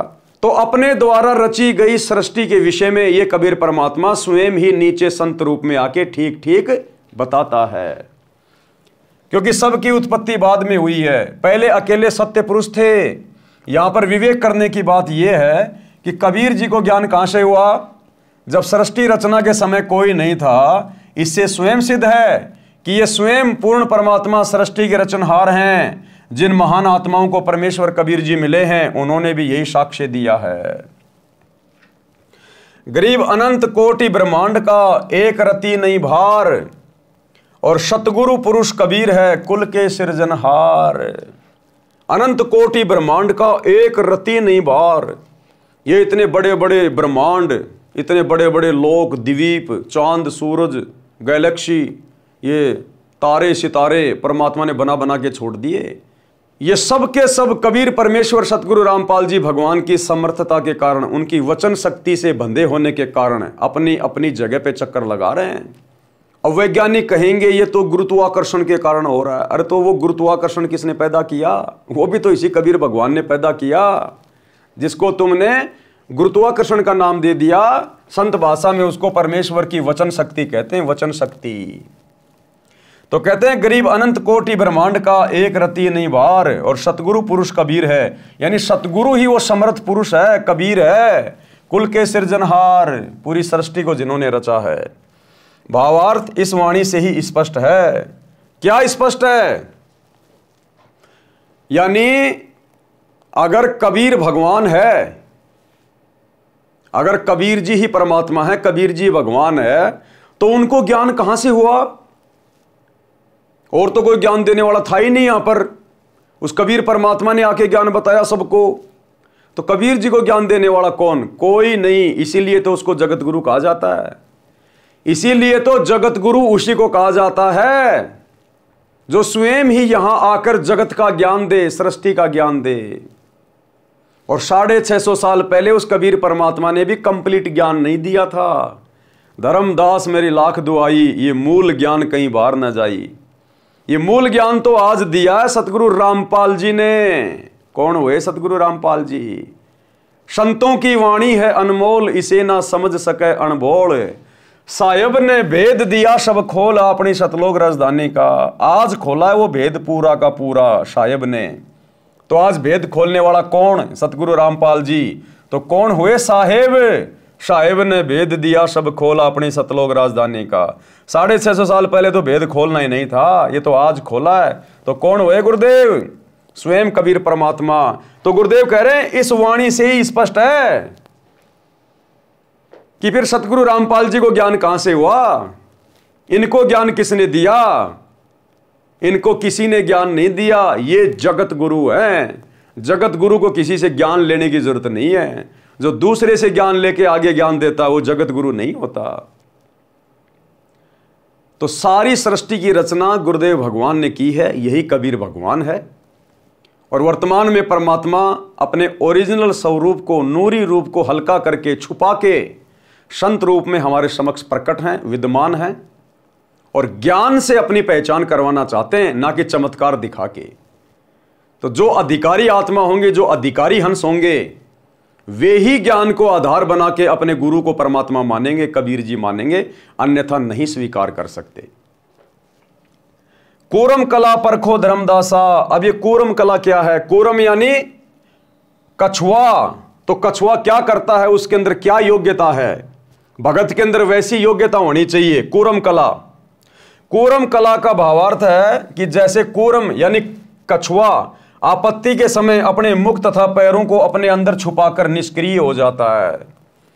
जब कोई आपत्ति का अंदेशा होता है, कोई संकट लगता है, तो कछुआ अपने मुंह को और अपने चारों पैरों को अंदर सिकोड़ लेता है, और आपत्ति टलने के बाद फिर वापस धीरे धीरे बाहर निकाल लेता है। इसी प्रकार समझदार भगत वही है जो कूरम कला का उपयोग करे। आप कहीं किसी को ज्ञान समझा रहे हो, सामने वाला हावी हो गया काल प्रेरणा से, तो भगत ने कूरम कला का प्रयोग करना चाहिए। तुरंत चुपचाप हो जाए, मुंह के ताला लगा ले कि ठीक है भैया, ठीक है भगत जी, हमने तो समझाना था समझा दिया, बाकी देखो आपकी मर्जी, आप भी विद्वान हो, आप भी समझदार हो। अब ठीक है, आप नहीं मान रहे तो आप फिर ठीक है, फिर आप कह रहे हो सही है। तो ये उसको शांत करने का मूल मंत्र है। उसके साथ में लड़ना नहीं, झगड़ना नहीं कि नहीं मैं जो कह रहा हूं वो ही सही है, तू झूठ है, तो वो तो काल प्रेरित है, 2 मिनट में थप्पड़ मुक्की पे आ जाएगा। तो परमात्मा कहते हैं कोई मानता तो ठीक है, नहीं मानता है, ज्यादा हावी होता है, कोई लड़ाई झगड़ा करता है जानबूझ के किसी भी बात को लेकर, तो उसी समय शांत हो जाओ, चुपचाप हो जाओ, बिल्कुल आधीन कछुए की तरह, और जैसे माहौल शांत हो जाए निकल लो। कूरम कला परखो धर्मदासा भावार्थ है कि जैसे कूरम यानी कछुआ आपत्ति के समय अपने मुख तथा पैरों को अपने अंदर छुपाकर निष्क्रिय हो जाता है, आपत्ति टलने के तुरंत पश्चात अपने मार्ग पर चल देता है। इसी प्रकार भगत को चाहिए कि यदि सांसारिक व्यक्ति आपके भक्ति मार्ग में बाधा उत्पन्न करें तो उनको उलटकर जवाब ना देकर अपनी भक्ति को छुपाकर सुरक्षित रखें। यानी उनके साथ में लड़ाई झगड़ा करके, वाद विवाद करके, गाली गलौज करके अपनी भक्ति का सत्यानाश ना करें, शांत हो जाएं। सामान्य स्थिति होते ही फिर उसी गति से साधना करें। इस प्रकार करने से निश्चय जाए पुरुष के पासा, वह साधक परमात्मा के पास अवश्य चला जाता है। क्यों? क्योंकि जब हम अपने गुरुदेव के द्वारा बताए गए फॉर्मूलों को अपने जीवन में लागू करेंगे तो हमें 101% सफलता प्राप्त होगी, क्योंकि गुरु हमें वही फॉर्मूला बताएगा जो बिल्कुल स्वयं सिद्ध है। अनुराग सागर पेज 163 281 पर सोरठा। आनंद धाम अमोल हंस तहां सुख बिल सही, हंस करे किलोल पुरुष तनु छवि निरखही। ये जो सोरठा होता है इसको उल्टा पढ़ा जाता है, पहले ये आगे की लाइन, फिर पीछे की, फिर आगे की, फिर पीछे की। भावार्थ, उपरोक्त ज्ञान के आधार से साधना करके साधक अमर धाम में चला जाता है। यानी गुरुदेव के द्वारा बताई गई साधना करके, गुरुदेव के द्वारा बताए गए फॉर्मूलों को अपने भगत वाले जीवन में लागू करके भगत फिर मर्यादा में रह के आजीवन भक्ति करेगा तो फिर वो परम धाम को चला जाता है। उपरोक्त ज्ञान के आधार से साधना करके साधक अमर धाम में चला जाता है। यहां ज्ञान आधार बताया गुरुदेव ने, गुरुजी के बेटे के आधार से नहीं, गुरुजी की बेटी के आधार से नहीं, किसी कोऑर्डिनेटर के आधार से नहीं, भक्तों ने देखा देखी के आधार से नहीं, जगत के आधार से नहीं, ज्ञान के आधार से साधना करके साधक अमर धाम में चला जाता है। वहां पर आनंद भोगता है, वह शतलोक बेशकीमती है। वहां पर सत्य पुरुष के शरीर की शोभा देखकर आनंद मनाते हैं। दीक्षा लेकर नाम का सुमरण करना अनिवार्य, यानी नाम उपदेश लेने के बाद यदि आप सुमरण करने में, भक्ति करने में गफलत करते हैं तो ये भक्ति मार्ग में भगत के हित में नहीं है, फिर भगत नुकसान उठाएगा।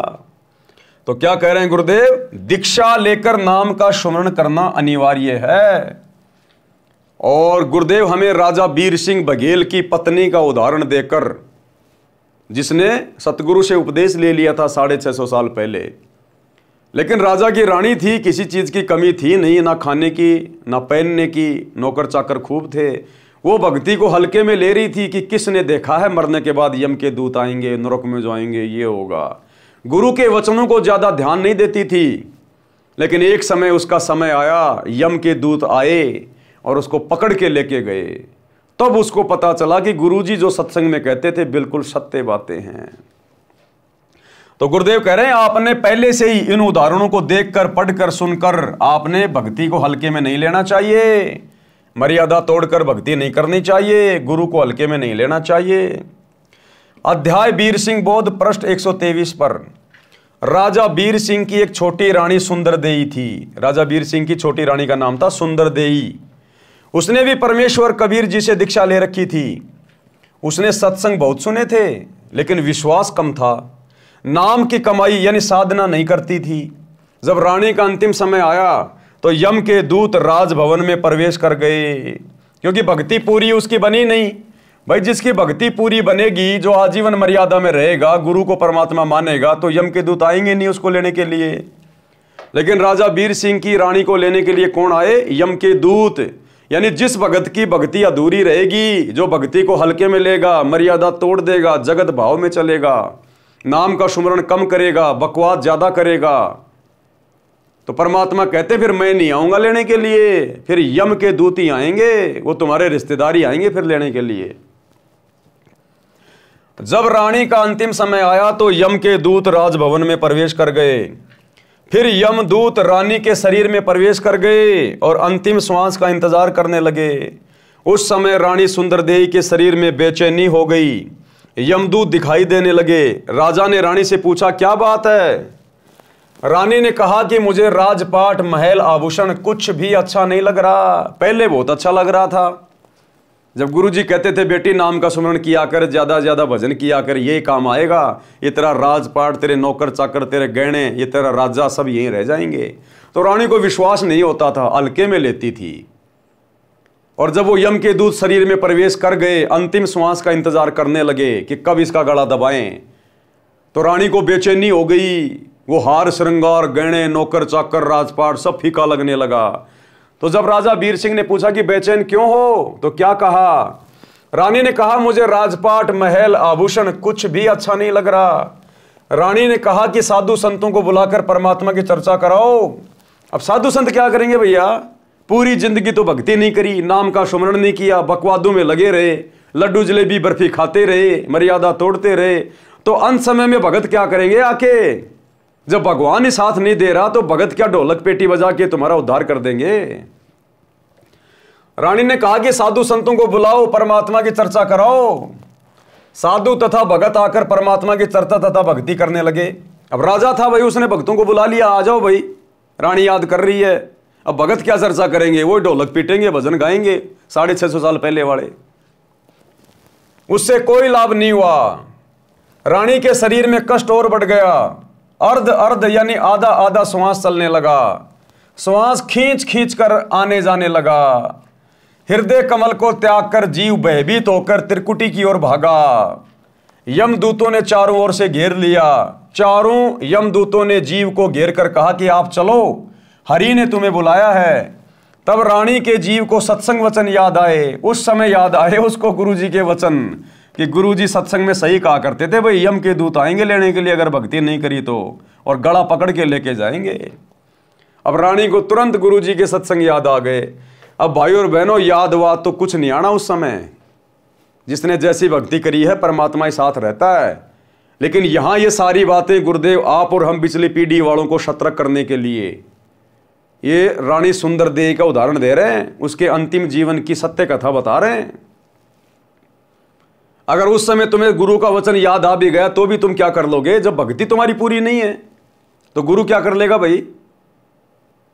तो गुरुदेव हमें समझा रहे हैं वर्तमान वाले भक्तों को कि तुम्हारा फाइनल दाव है, गफलत मत करना।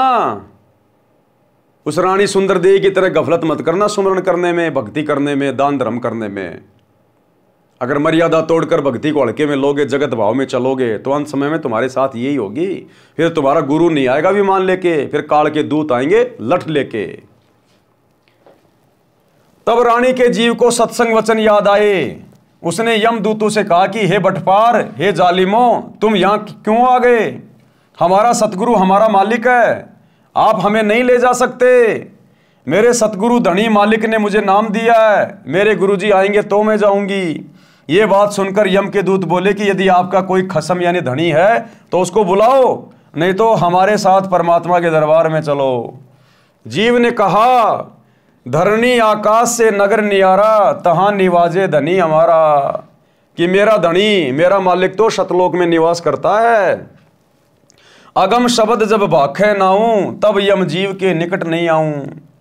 भावार्थ, पहले तो रानी को विश्वास नहीं हो रहा था कि जो सतगुरु जी सत्संग में ज्ञान सुना रहे हैं वह सत्य है। वो सोचती थी कि ये केवल कहानी है, क्योंकि सब नौकर नौकरानी आज्ञा मिलते ही दौड़ आते थे, मनमर्जी का खाना खाती थी, सुंदर वस्त्र आभूषण पहनती थी। उसने सोचा था कि ऐसे ही आनंद बना रहेगा। ये तो पिछले जन्म की बैटरी चार्ज थी, वर्तमान में चार्जर मिला तो चालू नहीं किया, यानी साधना नहीं की।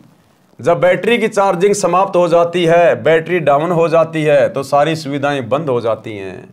फिर ना पंखा चलता है, ना बल्ब जगता है, बटन दबाते रहो, कोई क्रिया नहीं होती। इसी प्रकार जीव का पूर्व जन्म की भक्ति का धन यानी चार्जिंग समाप्त हो जाती है तो सारी सुविधाएं छीन ली जाती है, जीव को नरक में डाल दिया जाता है। तब उसको अकल आती है, उस समय वक्त हाथ से निकल चुका होता है, उस समय वक्त हाथ से निकल चुका होता है। कितना चिल्ला लेना, फिर कुछ बात नहीं बनेगी, केवल पश्चाताप और रोना शेष रह जाता है। रानी सुंदर देवी ने सत्संग सुन रखा था, पूर्ण सतगुरु से दीक्षा ले रखी थी, नाम की कमाई नहीं की थी, वह गुरुद्रोही नहीं हुई थी, गुरु निंदा नहीं करती थी। रानी ने सतगुरु को याद किया कि हे सतगुरु, हे मेरे धनी, मेरे को यमदूतों ने घेर रखा है, मुझ दासी को छुड़ाओ। मैंने आपकी दीक्षा ले रखी है। आज मुझे पता चला कि ऐसी आपत्ति में ना पति काम आता है, ना पत्नी, ना बेटा, ना बेटी, ना भाई बहन, ना राजा प्रजा, कोई सहायक नहीं होता। आप और हमें गुरुजी समझा रहे हैं कि सुधर जाओ कलयुग की पिछली पीढ़ी वालों, अंत समय कोई ना हो सहाई, अंत समय तुम्हारे कोई काम नहीं आएगा। ये तुम्हारी संपत्ति जिसके लिए तुम दिन रात एक कर रहे हो, और टाइम कर रहे हो, दुनिया को ठग रहे हो, लूट रहे हो, आगे से आगे काम धंधा बढ़ा रहे हो, हैं, 4 पैसे कमाने के लिए ना जाने क्या क्या ऊट पटांग कर रहे हो। ये तुम्हारे बेटा बेटी, भाई बंधु, रिश्तेदार, कार कोठी जवाई कुछ काम नहीं आएंगे, कुछ भी। वहां तो सतगुरु की भक्ति काम आनी है, सतगुरु की भक्ति। अगर वो नहीं करोगे तो कुछ लेना देना नहीं। रानी के जीव ने हृदय से सतगुरु को पुकारा, तुरंत सतगुरु कबीर जी वहां उपस्थित हुए। कौन सतगुरु कबीर जी? जो उस समय रानी के गुरु के रूप में आए हुए थे, जो वर्तमान में हमारे गुरु जी के रूप में आए हुए हैं, ये सतगुरु कबीर जी। तुरंत सतगुरु कबीर जी वहां उपस्थित हुए। रानी ने दौड़कर सतगुरु देव जी के चरण लिए। उसी समय यमदूत भागकर हरि यानी धर्मराज के पास गए और बताया कि उसका सतगुरु आया। तो वहां पर प्रकाश हो गया। जीव ने सत सुकृत नाम जपा था, उसको इतना ही याद था, इस कारण से उसको यमदूतों से छुड़ाया तथा पुनः जीवन बढ़ाया। तब रानी ने दिल से भक्ति की।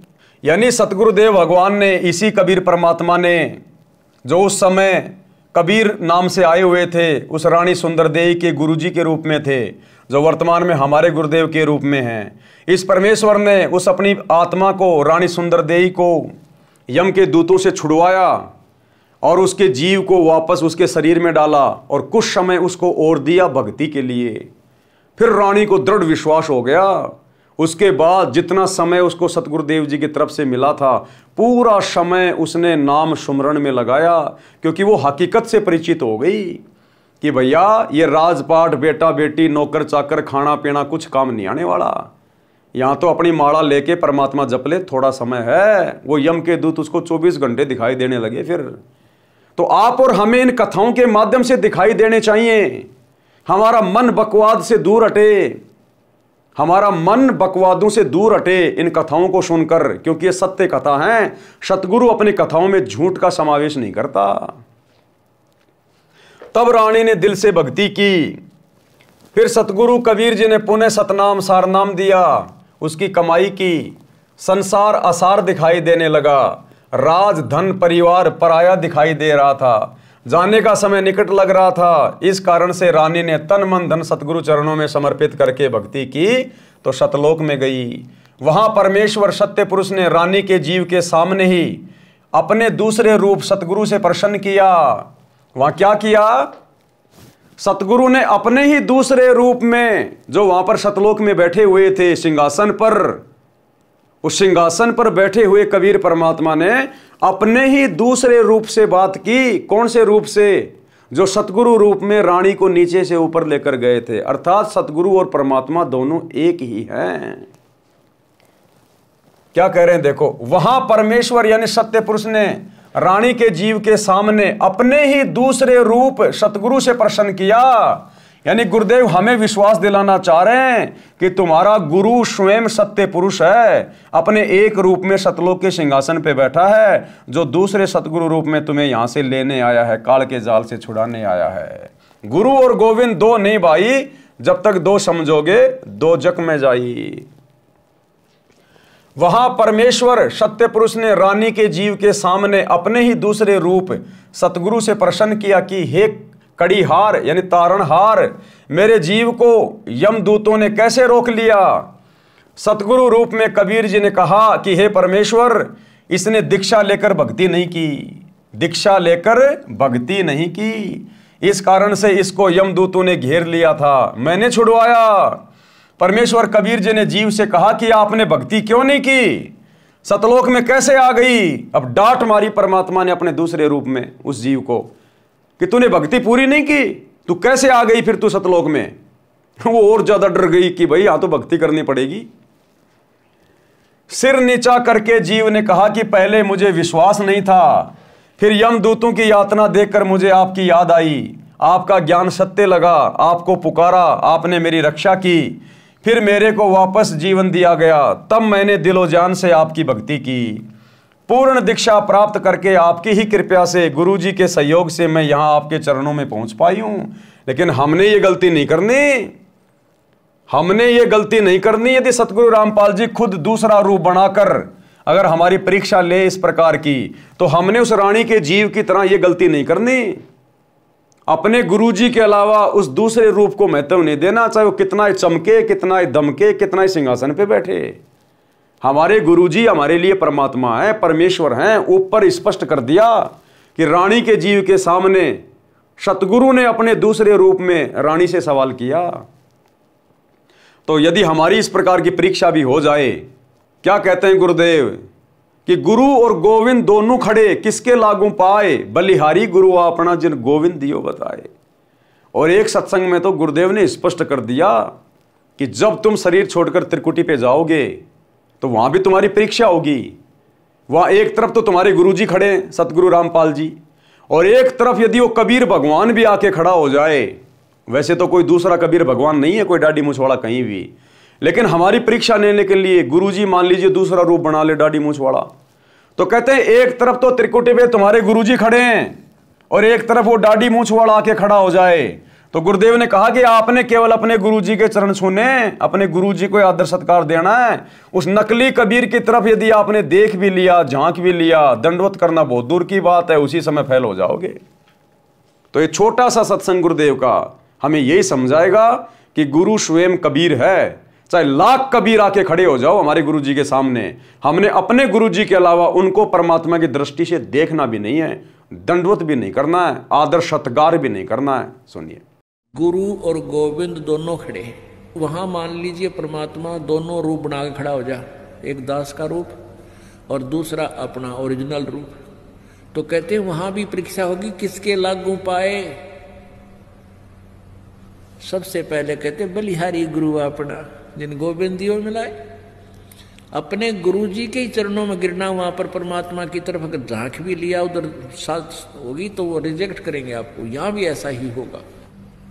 अपने गुरुजी के ही चरणों में गिरना, वहां पर परमात्मा की तरफ अगर झांक भी लिया उधर साथ होगी तो वो रिजेक्ट करेंगे आपको, यहां भी ऐसा ही होगा। अपने गुरुजी के ही चरणों में गिरना, वहां पर परमात्मा की तरफ अगर झांक भी लिया उधर साथ होगी तो वो रिजेक्ट करेंगे आपको, यहां भी ऐसा ही होगा। तो वहां गुरुजी के ही चरणों में समर्पित होना है, तो भगवान प्रसन्न। तो भाई और बहनों, बात समझ में आ रही होगी धीरे धीरे, तब हम कहीं जाकर भक्ति में सफलता प्राप्त करेंगे। लेकिन वो रानी बेचारी, क्योंकि 650 साल पहले परमात्मा ने कंप्लीट मूल ज्ञान दिया नहीं था, उस रानी के जीव को पूरा विश्वास नहीं था कि कबीर जी खुद ही परमात्मा है, इसलिए वो कबीर जी को केवल अपना सतगुरु मान रही थी और परमात्मा उनके दूसरे रूप को समझ रही थी। तो क्या बोली कि पूर्ण दीक्षा प्राप्त करके आप ही की कृपा से, गुरुजी के सहयोग से मैं यहां आपके चरणों में पहुंच पाई हूं। शतलोक में जाकर भगत अन्य भक्तों के पास भेज दिया जाता है, सुंदर अमर शरीर मिलता है, बहुत बड़ा आवास महल मिलता है, विमान आंगन में खड़ा है, सिद्धियां आदेश का इंतजार करती हैं, तुरंत विद्युत की तरह सक्रिय होती हैं, जैसे बिजली का बटन यानी स्विच दबाते ही बिजली से चलने वाला यंत्र तुरंत कार्य करने लगता है। ऐसे वहां पर वचन का बटन यानी स्विच है, जो मुख से निकाल देंगे, जो बात मन में सोच लेंगे तुरंत एक्टिव हो जाएगी। जो वस्तु चाहिए बोलिए, वस्तु पदार्थ आपके पास उपस्थित होगा। जैसे भोजन खाने की इच्छा होते ही आपके भोजनालय पर गतिविधि प्रारंभ हो जाएगी, थाली गिलास रखे जाएंगे, कुछ देर में खाने की इच्छा बनी तो सिद्धि से उठकर रसोई में रखे जाएंगे, 1 मिनट पश्चात इच्छा हुई तो भी उसी समय व्यवस्था हो जाएगी। घूमने की इच्छा हुई तो विमान में गतिविधि महसूस होगी, विमान के निकट जाते ही द्वार खुल जाएगा, विमान स्टार्ट हो जाएगा। जहां जिस द्वीप में जाने की इच्छा होगी, विचार करने पर विमान उसी ओर उड़ चलेगा। इच्छा करते ही ताजे ताजे फल पेड़ों से तोड़कर लाकर आपके समक्ष रख दिए जाएंगे। शतलोक की नकल ये काललोक है।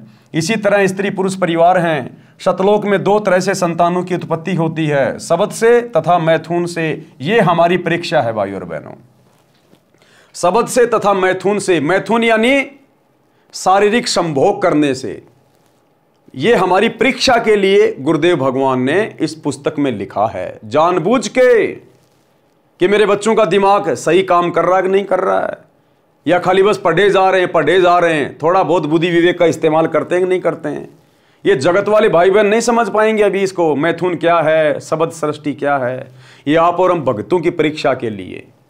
तो शतलोक में जहां तक गुरुदेव भगवान ने बताया है और उनके अध्यात्म का यही निष्कर्ष निकलता है कि सतलोक में मैथुन सृष्टि नहीं है। अगर सतलोक में मैथुन सृष्टि होती तो काल को यहां भेजने की क्या जरूरत थी। सतलोक के जिस हिस्से में मैथुन सृष्टि होती है वहीं परमात्मा उसके विमान को उतार देते कि ले भाई ये गंदा कर्म तू यहां कर ले, यहां पहले से मैथुन सृष्टि चल रही है। तो एक सत्संग सुनिए जिसमें गुरुदेव ने स्पष्ट कर दिया कि सतलोक में मैथुन क्रिया से बच्चे पैदा नहीं होते, वहां पर मैथुन सृष्टि नहीं है, केवल शब्द से सृष्टि होती है। सुनिए छोटा सा सत्संग। तो सतपुरुष ने अपने कहते हैं 17 शब्द उच्चारण किए वहां सतलोक की सृष्टि रची। एक तो जैसे पूरा 10 किले हों और फिर उसमें कंस्ट्रक्शन करनी न्यारी होती है, वो रचना की।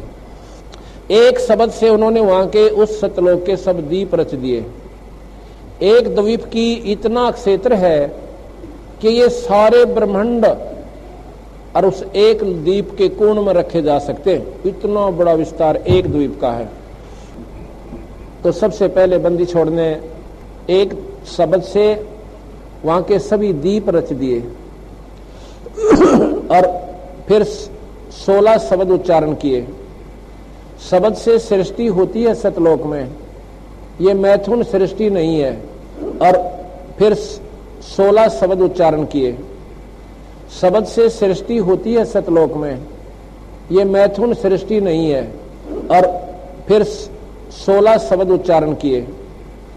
शब्द से सृष्टि होती है सतलोक में, ये मैथुन सृष्टि नहीं है। पहले शब्द से दीप लोक आदि रच दिए।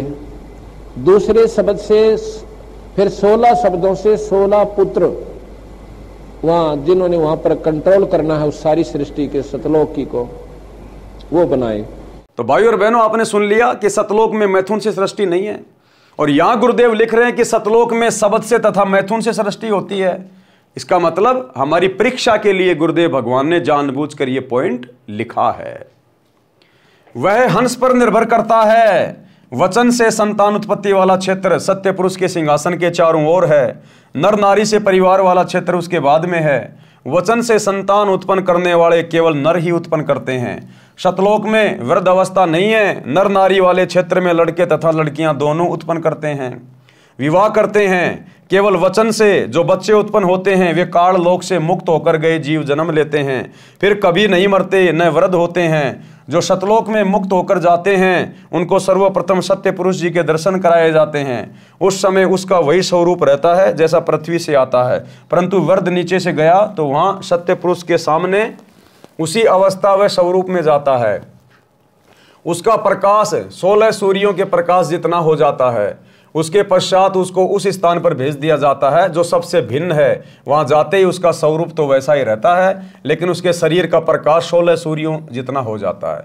परंतु यदि वृद्ध नीचे से गया है तो युवा अवस्था हो जाती है। देखो भाई और बहनों, हमारी परीक्षा, सब हमारी परीक्षा के लिए लिख रहे हैं यहां गुरुदेव भगवान। क्या लिखा है? परंतु यदि बूढ़ा, वृद्ध यानी बूढ़ा, परंतु यदि वृद्ध नीचे से गया है तो युवा अवस्था हो जाती है। यानी इस पृथ्वी लोक से यदि कोई बूढ़ा व्यक्ति ऊपर जाएगा सतलोक में तो वो युवा हो जाता है। और पीछे क्या लिखा है गुरुदेव ने? यहां देखो क्या लिखा है परमात्मा ने। परंतु वृद्ध यानी बूढ़ा नीचे से गया तो वहां सत्य पुरुष के सामने उसी अवस्था व स्वरूप में जाता है। यानी बूढ़ा बूढ़ा ही अवस्था में जाता है। और यहां लिखा है यदि वृद्ध यानी बूढ़ा नीचे से गया है तो युवा अवस्था में हो जाती है। तो दोनों बातें एक दूसरे की विरोधाभासी हैं। तो ये हमारी परीक्षा के लिए है। कैसी परीक्षा? कि ये बूढ़ा शब्द आते ही हमारे दिमाग में तुरंत आ जाना चाहिए कि गुरुदेव ने तो सृष्टि रचना में बताया कि सतलोक में तो बुढ़ापा है ही नहीं, वहां तो जरा और मरण है ही नहीं, ना मृत्यु है ना बुढ़ापा है, वहां तो युवा शरीर रहते हैं। तो बुढ़ापा कैसे आ गया सतलोक में? बूढ़ा कैसे हो जाएगा व्यक्ति सतलोक में? तो ये हमारी परीक्षा के लिए कि सतलोक में तो हमें सुंदर युवा शरीर प्राप्त होगा। एक बार हमारा जन्म होगा शब्द से, उसके बाद हम धीरे धीरे बड़े होंगे, फिर हम युवा होंगे, फिर सदा युवा ही रहेंगे। तो बूढ़ा तो वहां कोई है ही नहीं। तो ये हमारी परीक्षा के लिए।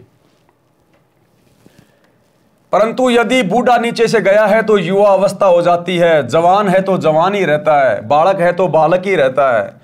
वहां पर कुछ को सत्य पुरुष के वचन से स्त्री पुरुष का शरीर मिलता है, कुछ बीज रूप में सत्य पुरुष द्वारा बनाए जाते हैं, जिनका फिर एक बार किसी के घर सतलोक में जन्म होगा, फिर परिवार बनेगा।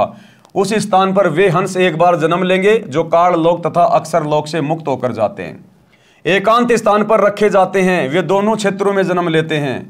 वचन से उत्पन्न होने वाले तथा स्त्री पुरुष से जन्म लेने वालों में स्त्री पुरुष से उत्पत्ति की औसत अधिक होती है। ये औसत 10/90 होती है। ये 10% वचन से उत्पत्ति और 90% विवाह रीति से उत्पन्न होती है। सतलोक में स्त्री तथा नर के शरीर का प्रकाश 16 सूर्यों के प्रकाश के समान होता है। मिनी सतलोक मानसरोवर पहले है, वहां दोनों के शरीर का प्रकाश 4 सूर्यों के समान होता है। फिर आगे जाते हैं, जब परब्रह्म के लोक में बने अष्टकमल के पास पहुंचते हैं तो हंस तथा हंसनी यानी नर नारी के शरीर का प्रकाश 12 सूर्यों के प्रकाश के समान हो जाता है। फिर सतलोक में बनी भंवर गुफा में प्रत्येक व्यक्ति के शरीर का प्रकाश 16 सूर्यों के समान हो जाता है।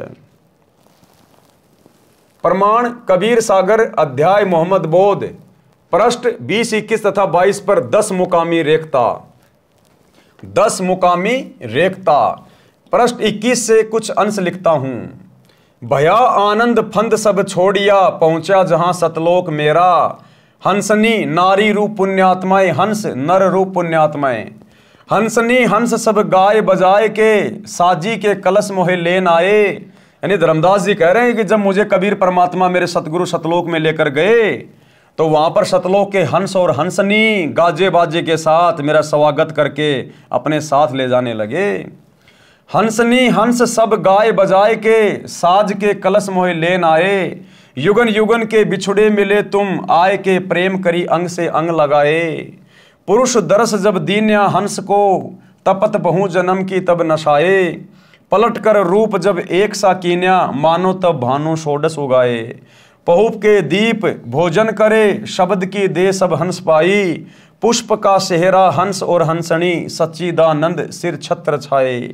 दीपे बहु दमनी दमक बहु बाती की जहां घन शब्द को घमोड़ लाई। लगे जहां बरसने घनघोर के उठत तहां शब्द धुनी अति सोहाई। सुन सोहे हंस हंसनी युथ जोड़े झुंड हैं एक ही नूर एक ही रंग रागे। करत बिहार मन भावनी मुक्ति में कर्म और भरम सब दूर भागे। रंक और भूप कोई परख आवे नहीं करत कोलाहल बहुत पागे। काम और क्रोध मद लोभ अभिमान सब छोड़ पाखंड सत्य शब्द लागे। पुरुष के बदन कौन महिमा कहूं जग में उपमा कछु नाही पाई। चांद और सूरज गण ज्योति लागे नहीं एक ही नख प्रकाश भाई। परवाना जिन नाद वंश का पाइया पहुंचिया पुरुष के लोक जाई। कहे कबीर यही बाती सो पाइयो सत्य पुरुष की राह सो प्रकट गाई। अब भावार्थ कर रहे हैं गुरुदेव। इस अमृतवाणी में स्पष्ट है कि परमेश्वर कबीर जी सतगुरु रूप में पृथ्वी से धर्मदास जी को लेकर सतलोक को चले तो रास्ते में 9 स्थान आए, जैसे नाशूत मलकूत, ये फारसी में शब्द हैं। इन 7 आसमानों के पार अचिंत विष्णु लोक आदि के पार जब सतलोक में पहुंचा तो धर्मदास जी कह रहे हैं कि मेरे को सत्कार के साथ यानी मेरा वेलकम करने के लिए सत्कार के साथ लेने को सतलोक के हंस यानी नर और हंसनी यानी नारी गाते नाचते ढोल आदि साज बाज बजाते हुए स्त्रियां सिर के ऊपर कलश रख कर लेने आए। उनके शरीर का प्रकाश 16 सूर्यों के समान था। मेरे शरीर का प्रकाश भी उनके शरीर के प्रकाश के समान 16 सूर्यों के समान हो गया। जो पृथ्वी लोक से मोक्ष प्राप्त करके हंस जाता है वह पुहुप द्वीप में ले जाया जाता है। वहाँ सर्व सुख हैं, वह सतलोक का हिस्सा है, परंतु सर्वप्रथम नीचे से गए मोक्ष प्राप्त जीव को पुहुप द्वीप में रखा जाता है। यहाँ का दृश्य बताया जा रहा है। यहाँ से इसका जन्म अन्य स्थानों में परिवार में होता है। इसके पश्चात उस स्थान का वर्णन है जहाँ नर नारी से उत्पत्ति होकर परिवार बनता है, जहाँ पर नर नारी के जोड़ों के समूह सुख से बैठे बातें करते हैं, बादल गरजते हैं, फवारें पड़ती हैं। ये भिन्न स्थान है जहाँ सतलोक निवासी पिकनिक के लिए जाते हैं। कुछ स्थान ऐसे हैं जहाँ ना बादल दिखाई देता है और वर्षा भी हो रही होती है। दीक्षा के पश्चात भगत को क्या क्या करना चाहिए उसकी जानकारी पवित्र कबीर सागर के अध्याय धर्मबोध में भी है। कृपया पढ़ें अध्याय धर्मबोध का सारांश। कबीर सागर में 33वां अध्याय धर्मबोध पृष्ठ 177 521 पर है। इस अध्याय में परमेश्वर कबीर जी ने धर्म करने का विशेष ज्ञान बताया है। यह भी स्पष्ट किया है कि कबीर परमेश्वर के सच्चे पंथ में दिन में 3 बार संध्या की जाती है। त्रिकाल संध्या जो आजकल आपको YouTube पर बहुत ज़्यादा देखने को मिलेगी। भविष्यवाणियों में कि अगर आपको युग परिवर्तन में बचना है, सतयुग में प्रवेश करना है, आपने त्रिकाल संध्या करनी पड़ेगी। त्रिकाल संध्या ही एकमात्र बचाव है। अब दुनिया को पता नहीं ये त्रिकाल संध्या है क्या, ना दुनिया जानती, ना कहीं लिखी हुई। केवल वेदों में जिक्र है कि त्रिकाल संध्या साधक को करनी होती है। अब ये त्रिकाल संध्या वास्तव में क्या है, कैसे की जाती है, कैसे ये सफल होगी, ये तो भाई सतगुरु रामपाल जी से उपदेश लेने के बाद ही पता चलेगा। क्योंकि हम भगत तो जब से उपदेश लिया है रोजाना त्रिकाल संध्या कर रहे हैं पिछले 10-11 साल से। इसलिए युग परिवर्तन में आप और हमारा कुछ नहीं बिगड़ना। अगर मर्यादा में रहेंगे, गुरु पे विश्वास रखेंगे और अपनी भक्ति को, त्रिकाल संध्या को नियमित रखेंगे, भक्ति बोध हाथ में लेके, अगर पढ़े लिखे हो तो। ये मोबाइल में चलाने से, त्रिकाल संध्या करने से कुछ नहीं होगा। परमेश्वर कबीर के सच्चे पंथ में दिन में 3 बार संध्या की जाती है। संध्या का अर्थ है 2 वक्त का मिलन। एक संध्या सुबह, उससे दिन और रात्रि का मिलन होता है। यानी सुबह के नित्य नियम का जो समय है तकरीबन 5 बजे के आसपास का, तो वो 2 समय का मिलन होता है, उसको संध्या कहते हैं। रात्रि का समय जा रहा है, सुबह का समय आ रहा है, वो 2 समय का मिलन है। फिर दोपहर की हम रमणी करते हैं 12 से 2 के बीच में, तो उस समय 12 बजे के बाद में सुबह का दिन जा रहा है, दोपहर का दिन आ रहा है, तो वो 2 समय का मिलन हो गया। फिर रात्रि में संध्या आरती, शाम के समय जैसे सूर्य अस्त होता है तो दिन का समय जा रहा है, रात्रि का समय आ रहा है, तो वो तीसरे नंबर की संध्या हो गई, यानी 2 समय का मिलन हो गया। इसको कहते हैं त्रिकाल संध्या। एक संध्या सुबह, उससे दिन और रात्रि का मिलन होता है, रात्रि विदा होती है, दिन का शुभारंभ होता है। दूसरी संध्या दिन के 12 बजे होती है, उस समय चढ़ते दिन का दोपहर पूरा होता है, ढलते दिन की शुरुआत होती है, ये दिन की संध्या है। तीसरी संध्या शाम के समय होती है, उस समय दिन और रात्रि का मिलन होता है। वैसे आम जन शाम को संध्या कहते हैं। संध्या का अर्थ परमात्मा की स्तुति करना भी होता है। वेदों में प्रमाण है कि जो जगत का तारणहार होगा, क्या कह रहे हैं भाई और बहनों, ध्यान से सुनना। वेदों में कहते हैं कि जो जगत का तारणहार होगा, वेदों में प्रमाण है कि जो जगत का तारणहार होगा। और वर्तमान में जगत का तारणहार करने के लिए कौन आए हैं? जगत के मुक्तिदाता, जगत के तारणहार कौन है? सतगुरु रामपाल जी। जो जगत का तारणहार होगा वह 3 बार की संध्या करता तथा करवाता है। तो इस पृथ्वी पर वर्तमान में 3 समय की संध्या कौन करता है, कौन करवा रहा है? सतगुरु रामपाल जी स्वयं भी कर रहे हैं, आप और हमें दिखाने के लिए, बताने के लिए एक भगत की भूमिका निभाते हुए, और हम सब से करवा रहे हैं। तो जगत का तारणहार कौन हुआ? ये है वो परमात्मा, जगत का तारणहार, जो हमें संध्या करवा रहा है। वेदों में प्रमाण है कि जो जगत का तारणहार होगा वह 3 बार की संध्या करता तथा करवाता है। सुबह और शाम पूर्ण परमात्मा की स्तुति आरती तथा मध्य दिन में विश्व के सर्व देवताओं की स्तुति करने को कहता है। प्रमाण ऋग्वेद मंडल नंबर 8 सूक्त 1 मंत्र 29 में तथा यजुर्वेद अध्याय 19 मंत्र 26 में है। कबीर सागर में धर्मबोध अध्याय में पृष्ठ 177 पर भी यही प्रमाण है। सांझ सकार मध्या संध्या तीनों काल, धर्म कर्म तत्पर सदा कीजिए सुरती संभाल।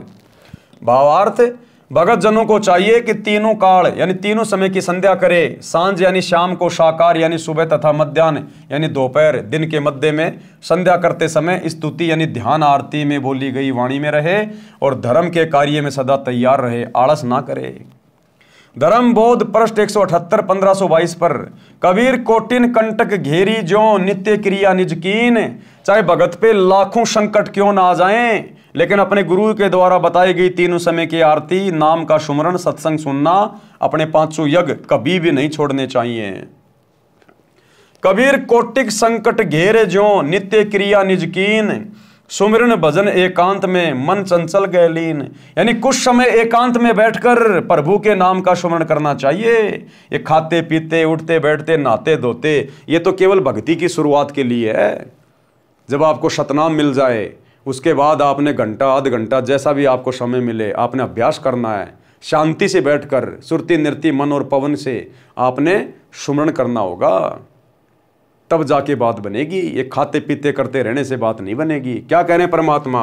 सुमरण भजन एकांत में मन चंचल गए लीन। अपने मन को रोककर आपने एकांत में बैठकर भी सुमरण करना चाहिए। भगत के ऊपर चाहे करोड़ों कष्ट पड़े, परंतु अपनी नित्य की क्रिया तीनों समय की संध्या अवश्य करनी चाहिए तथा चंचल मन को रोककर एकांत में परमात्मा की दीक्षा वाले नाम का जाप करें। कबीर भक्तों और गुरु की सेवा कर श्रद्धा प्रेम सहित परम प्रभु ध्यावई करी अतिशय मन प्रीत। अपने गुरुदेव तथा सत्संग में आए घर पर आए भक्तों की सदा आदर के साथ सेवा करे, श्रद्धा तथा प्रेम से सेवा करनी चाहिए। परम प्रभु यानी परम अक्षर पुरुष की भक्ति अत्यधिक प्रेम से करे। किसकी भक्ति? परम अक्षर पुरुष की। तो भक्ति आज हमें किसने दी? परम अक्षर ब्रह्म ने, सतगुरु रामपाल जी भगवान ने। तो कहते हैं अपने गुरुदेव की सेवा और गुरुदेव की भक्ति बहुत ही प्रेम से, बहुत ही श्रद्धा भाव से करे, तब कहीं जाकर हमारा काललोक से छुटकारा होगा। भगत जति तथा सती होना चाहिए। अब इस पॉइंट के ऊपर भाई और बहनों हम कल रात्रि 8 बजे फिर से लाइव आएंगे, तो कल रात्रि सभी भाई बहन फिर से जुड़िए। तब तक गुरुदेव भगवान हम सबको आज्ञा दें, इजाजत दें, सद्बुद्धि दें, आशीर्वाद दें। बंदी छोड़ सतगुरु रामपाल जी भगवान की जय हो।